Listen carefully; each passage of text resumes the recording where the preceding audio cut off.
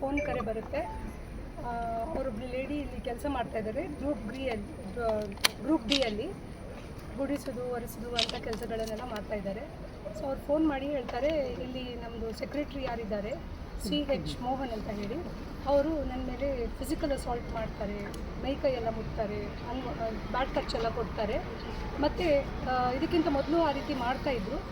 ಆ ಹೊತ್ತಲ್ಲಿ ಅವ್ರಿಗೆ ಸ್ಪಂದಿಸಲಿಲ್ಲ ಅಂತ ಹೇಳಿ ಫಸ್ಟ್ ಅವರು ಆಫೀಸ್ ಒಳಗಡೆ ಕೆಲಸಕ್ಕಿದ್ರು, ಸ್ಪಂದಿಸ್ತಾ ಇಲ್ಲ ಅಂತ ಹೇಳಿ ಅವರಿಗೆ ಸ್ವಲ್ಪ ಕಷ್ಟದ ಕೆಲಸ, ಗುಡಿಸೋದು ಒರೆಸೋದು ಅಂಥ ಕೆಲಸಕ್ಕೆ ಅವರನ್ನು ಹಾಕಿದ್ದಾರೆ. ಮೊನ್ನೆ ಅವರನ್ನು ಕರೆಸಿ ಏನು ಹೇಳ್ತಾರೆ ಅಂದರೆ, ಮಂಡೇ ದಿನ, ಇವತ್ತು ಸ್ಯಾಟರ್ಡೆ ರಜೆ ಇತ್ತು, ಮಂಡೇ ದಿನ ಬರುವಾಗ ಹಸಿರು ಸೀರೆ ಉಟ್ಟು ಬರಬೇಕು ಅಥವಾ ಹಸಿರು ಬಟ್ಟೆ ಹಾಕಿ ಬರಬೇಕು. ಹಸಿರು ಬಟ್ಟೆ ಹಾಕಿದರೆ ನನಗೆ ಒಂದು ಸಿಗ್ನಲ್ ಏನಂದರೆ, ನೀನು ನನ್ನ ಮೇಲೆ ಇಂಟ್ರೆಸ್ಟೆಡ್ ಇದೆಯಾ ಅಂತ ಹೇಳಿ. ಇಲ್ಲ ಅಂತಾದರೆ ನಾನು ನನ್ನ ಕೆಲಸದಿಂದ ತೆಗಿತೇನೆ, ನನ್ನ ಏನು ಸ್ಯಾಟಿಸ್ಫ್ಯಾಕ್ಷನ್ ನೀನು ಮಾಡಿದರೆ ನಾನು ನಿನಗೆ ಸ್ಯಾಲರಿಯಲ್ಲಿ ಸಹ ಜಾಸ್ತಿ ಮಾಡ್ತೇನೆ ಅಂತ ಹೇಳಿದ್ದು. ಇಂಥ ಪ್ರಕರಣಗಳು ತುಂಬ ಕಡೆ, ತುಂಬ ವರ್ಕ್ ಪ್ಲೇಸಸಲ್ಲಿ ಕೆಲಸ ಮಾಡುವ ಮಹಿಳೆಯರು ಫೇಸ್ ಮಾಡ್ತಾರೆ. ಬಟ್ ಈ ರೀತಿಯಾಗಿ ಫೋರ್ಸ್ಫುಲ್ ಆಗಿ ಅವರನ್ನು ಬಳಸೋದು ಇದು ಸರಿಯಲ್ಲ.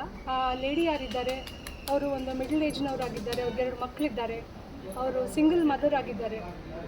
ಏನೋ ಜೀವನದ ಕಷ್ಟದಿಂದ ಅವರು ಇಂಥ ಜಾಗಗಳಲ್ಲಿ ಬಂದು ಒರೆಸುವ ಕೆಲಸ ಮಾಡಿಕೊಂಡು ಅವರ ಮಕ್ಕಳನ್ನು ಸಾಕ್ತಾ ಇದ್ದಾರೆ. ಸೊ ಇಂಥ ವ್ಯಕ್ತಿಗಳಿಂದಾಗಿ ಹೆಣ್ಣುಮಕ್ಕಳಿಗೆ ಬದುಕಲಿಕ್ಕೆ ತುಂಬ ಕಷ್ಟ ಆಗ್ತಾ ಇದೆ.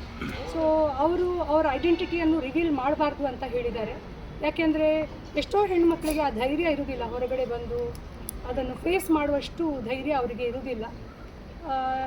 ಅದಕ್ಕೆ ನಾನು ಬ್ಯಾಕ್ವರ್ಡ್ ಕಮಿಷನ್ ಮೆಂಬರ್ ಆಗಿ ಇವತ್ತು ಒಂದು ಕಂಪ್ಲೇಂಟ್ ACP ಅವರಿಗೆ ನಾನು ತಲುಪಿಸ್ತಾ ಇದ್ದೇನೆ, ಈ ರೀತಿ ನಡೀತಾ ಇದೆ ಇಂಥ ಜಾಗದಲ್ಲಿ ಅಂತ ಹೇಳಿ. ಅವರನ್ನು ಸಂಜೆ ಅವ್ರ ಕೆಲಸ ಮುಗಿದ ಮೇಲೆ, ಅವರಿಗೆ ಇಲ್ಲಿ ಕೆಲಸ ಮಾಡ್ತಾ ಇದ್ದಾರೆ, ಕೆಲಸ ಮುಗಿದ ಮೇಲೆ ನಾನು ಅವರನ್ನು ಸ್ಟೇಷನ್ ಕರ್ಕೊಂಡು ಹೋಗಿ ಅವ್ರ ಹತ್ರನೂ ಒಂದು ಕಂಪ್ಲೇಂಟನ್ನು ಲಾಂಚ್ ಮಾಡ್ತೇನೆ. ಮತ್ತು ಕಮಿಷನರ್ ಹತ್ರ ನಾನು ರಿಕ್ವೆಸ್ಟ್ ಮಾಡ್ತೇನೆ, ಇದರ ಬಗ್ಗೆ ಒಂದು ಒಳ್ಳೆ ರೀತಿಯ ತನಿಖೆ ಮಾಡಿಕೊಂಡು ಆ ಹುಡುಗಿಗೆ ಒಂದು ನ್ಯಾಯ ಕೊಡಿಸ್ಬೇಕು. ಯೂಶ್ವಲಿ ಏನಾಗ್ತದೆ, ಇಂಥ ಪ್ರಕರಣಗಳೆಲ್ಲ ಹೊರಗೆ ಬಂದ ಕೂಡಲೇ ಈ ಮೇಲ್ ಅಧಿಕಾರಿಗಳು ಏನು ಮಾಡ್ತಾರೆ ಅಂದರೆ, ಯಾರು ಕಂಪ್ಲೇಂಟ್ ಮಾಡಿದ್ದಾರೆ ಅವರನ್ನು ಟರ್ಮಿನೇಟ್ ಮಾಡ್ತಾರೆ, ಕೆಲಸದಿಂದ ತೆಗೆದು ಹಾಕ್ತಾರೆ. ಸೊ ಈ ಹೆಣ್ಣು ಮಕ್ಕಳಿಗೆ ಹೆದರಿಕೆ ಇರ್ತದೆ, ಕೆಲಸದಿಂದ ತೆಗೆದು ಹಾಕಿದರೆ ಮತ್ತು ನಮ್ಮ ಜೀವನ ಏನು, ನಮಗೆ ಕೆಲಸ ಎಲ್ಲಿ ಸಿಗುತ್ತೆ ಅಂತ ಹೇಳಿ. ನಾನು ಅವರಿಗೆ ಭರವಸೆ ಕೊಟ್ಟಿದ್ದೇನೆ, ಅವರು ಇಲ್ಲಿ ಎಷ್ಟು ಸಂಬಳಕ್ಕೆ ದುಡಿತಾ ಇದ್ದಾರೆ ಅದಕ್ಕಿಂತ ಜಾಸ್ತಿ ಸಂಬಳ ನಾನು ಅವ್ರಿಗೆ ಕಲ್ಪಿಸಿ ಕೊಡ್ತೇನೆ, ಅವ್ರಿಗೆ ಒಳ್ಳೆ ಕೆಲಸ ತೆಗೆಸಿ ಕೊಡ್ತೇನೆ ಅಂತ ಹೇಳಿ ಅವ್ರಿಗೆ ನಾನು ಪ್ರಾಮಿಸ್ ಮಾಡಿದ್ದೇನೆ. ಬಟ್ ಅದು ಇಂಪಾರ್ಟೆಂಟ್ ಅಲ್ಲ, ಎಲ್ಲಿಂದ ಹೆದರಿ ಓಡಿ ಹೋದರು ಅಂತ ಹೇಳಿ ಆಗಬಾರ್ದು. ಅದಕ್ಕೆ ಈಗಾಗಲೇ ಆಫೀಸರ್ ಹತ್ರ CH ಮೋಹನ್ ಯಾರಿದ್ದಾರೆ ಸೆಕ್ರೆಟ್ರಿ APMC ಅವರಿಗೆ ನಾವು ಹೇಳಿದ್ದೇವೆ, ಯಾವ ಕಾರಣಕ್ಕೆ ಸಹ ಆ ಹುಡುಗಿಗೆ ಮತ್ತೆ ಹ್ಯಾರಾಸ್ಮೆಂಟ್ ಆಗಬಾರ್ದು, ಅವಳು ಇಲ್ಲೇ ಇರಬೇಕು, ಇಲ್ಲೇ ಕೆಲಸ ಮಾಡಬೇಕು, ಮತ್ತು ಅವಳನ್ನು ಟರ್ಮಿನೇಟ್ ಮಾಡಬಾರ್ದು ಅಂತ ಹೇಳಿ. ಯಾಕೆಂದರೆ ಎಷ್ಟು ತಿಂಗಳಿಂದ ಈ ರೀತಿ ಸಮಯದಿಂದ ಕೊಡ್ತಾ ಇದ್ದಾರಂತೆ. ಆ್ಯಕ್ಚುಲಿ ಇದಕ್ಕಿಂತ ಮೊದಲು ಈ CH ಮೋಹನ್ ಯಾರಿದ್ದಾರೆ ಇಲ್ಲಿ ಇದ್ರಂತೆ, ಇದೇ ಡಿಪಾರ್ಟ್ಮೆಂಟಲ್ಲಿ ಇದ್ದರು, ಆವಾಗ ಸಹ ಕೊಡ್ತಾಯಿದ್ರು, ಆವಾಗ ಸಹ ಅಲ್ಲಿ ಮುಟ್ಟೋದು ಬೇಡದ್ದೆಲ್ಲ ಮಾಡೋದು ಮಾಡ್ತಾ ಇದ್ರಂತೆ. ಬಟ್ ಅವ್ರಿಗೆ ಸ್ಪಂದಿಸ್ತಾ ಇರಲಿಲ್ಲ, ಹಾಗಾಗಿ ಮತ್ತೆ ಇವರು ಟ್ರಾನ್ಸ್ಫರ್ ಆಯಿತು. ಆವಾಗ ಅವರು ಹೇಳಿದ್ದಾರೆ, ಅವನಿಗೆ ಟ್ರಾನ್ಸ್ಫರ್ ಆಯಿತು, ಈಗ ನನಗೆ ನೆಮ್ಮದಿ, ಇನ್ನೇನು ಕಿರುಕುಳ ಇಲ್ಲ ಅಂತ. ಮತ್ತೆ ಈಗ ವಾಪಸ್ ಬಂದಿದ್ದಾನೆ, ವಾಪಸ್ ಬಂದು ಮತ್ತೆ ಕಿರುಕುಳ ಕೊಡ್ತಾ ಇದ್ದಾನೆ. ಈಗ ಅಂದರೆ ಒಂದು ಲೈಂಗಿಕ ಕಿರುಕುಳ ಮಾನಸಿಕ ಆಗಿರ್ತದೆ ನೋಡಿ. ಒಂದು ಹೆಣ್ಣು ಮಗಳು, ಅವಳನ್ನು ಇಷ್ಟ ಇಲ್ಲಾದರೆ ಯಾರಾದರೂ ಫೋರ್ಸ್ಫುಲ್ ಆಗಿ ಸೆಕ್ಷುವಲ್ ಅಸಾಲ್ಟ್ ಮಾಡ್ತಾರಂತಾದರೆ, ಬ್ಯಾಡ್ ಟಚಸ್ ಕೊಡ್ತಾರಂತಾದರೆ ಮೆಂಟಲಿ ಅವಳು ಡಿಸ್ಟರ್ಬ್ ಆಗ್ತಾಳೆ, ಮೆಂಟಲಿ ಅವಳು ವೀಕ್ ಆಗ್ತಾಳೆ, ಇಮೋಷ್ನಲಿ ಅವಳು ಬ್ರೇಕ್ ಡೌನ್ ಆಗ್ತಾಳೆ. ಮತ್ತು ಅವಳ ಜೀವನದ ಅವಳಿಗೆ ಯಾರೂ ಇಲ್ಲ ಸಪೋರ್ಟ್ ಮಾಡುವಂಥವ್ರು. ಆ ಸಂದರ್ಭದಲ್ಲಿ ಎಕನಾಮಿಕಲಿ, ಫೈನಾನ್ಷಿಯಲಿ ಎಲ್ಲ ರೀತಿಯಲ್ಲಿ ಅವಳು ಶಿ ಗೆಟ್ಸ್ ವೀಕ್.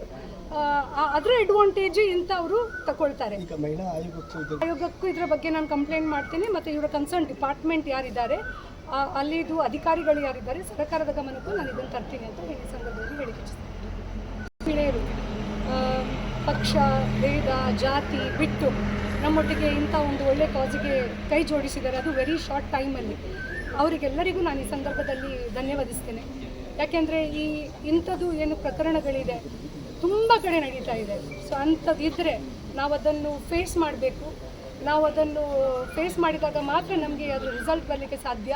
ಇಲ್ಲದ್ರೆ ನಾವೆಲ್ಲೋ ಒಂದು ಕಡೆ ಕುಗ್ಗಿ ಹೋಗಿ ನಾವು ನಮ್ಮ ಜೀವ ಅಂತ್ಯ ಮಾಡುವಷ್ಟು ಪರಿಸ್ಥಿತಿಗೆ ಬರ್ತದೆ. ಸೊ ಯಾರು ಹೆಣ್ಣುಮಕ್ಕಳು ಹೆದರಬಾರ್ದು, we have to face it.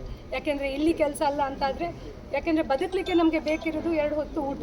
ಆ ಊಟ ದುಡಿಲಿಕ್ಕೆ ನಮಗೆ ಎಲ್ಲಿ ಸಹ ನಮ್ಮ ಮೇಲೆ ಶಕ್ತಿ ಇದೆ ಅಂತಾದರೆ ಎಲ್ಲಿ ಸಹ ನಾವು ದುಡ್ಕೊಂಡು ಬದುಕ್ಬೋದು. ಬೇಕಾದಷ್ಟು ಅಪಾರ್ಚುನಿಟೀಸ್ ಇದೆ ಲೈಫಲ್ಲಿ, ಇಂಥವರೊಟ್ಟಿಗೆಲ್ಲ ಕಾಂಪ್ರಮೈಸ್ ಮಾಡಿಕೊಂಡು ಬದುಕುವ ಅಗತ್ಯ ಇಲ್ಲ ಅಂತ ನಾನು ಅಂದ್ಕೊಳ್ತೇನೆ.